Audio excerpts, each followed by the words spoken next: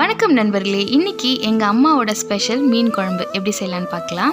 மண் சட்டி கடாயில் ஒரு 3 கரண்டி நல்லெண்ணெயை சேர்த்துக்கலாம். 1 ஸ்பூன் கடுகுளுத்தம்பருப்பு, 1/4 ஸ்பூன் வெந்தயம் சேர்த்துக்கலாம். 1 ஸ்பூன் வடகம் சேர்த்துக்கலாம்.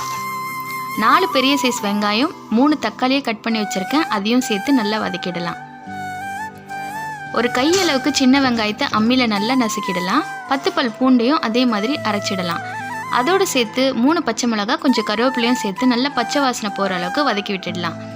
தேவையான அளவு கல்லுப்பு சேர்த்துக்கலாம். 1 ஸ்பூன் மஞ்சள் தூளியும் சேர்த்து நல்லா வதக்கி விட்டுடலாம்.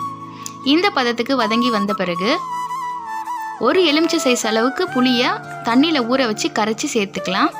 குழம்பு காரத்துக்கு ஏற்ற மாதிரி குழம்பு மிளகாய்த்தூள் சேர்த்துக்கலாம். தண்ணியும் சேர்த்துக்கலாம் தேவையான அளவு.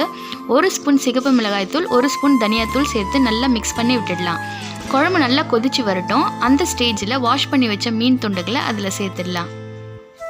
மீன் துண்டுகளை சேர்த்துட்டு ஒரு 2 நிமிஷம் நல்லா திக்காக குழம்பு கொதிக்க வச்சோன்னா நம்மளோட மீன் குழம்பு சூப்பராக ரெடி ஆகிடும். தேங்க்ஸ் ஃபார் வாட்சிங்.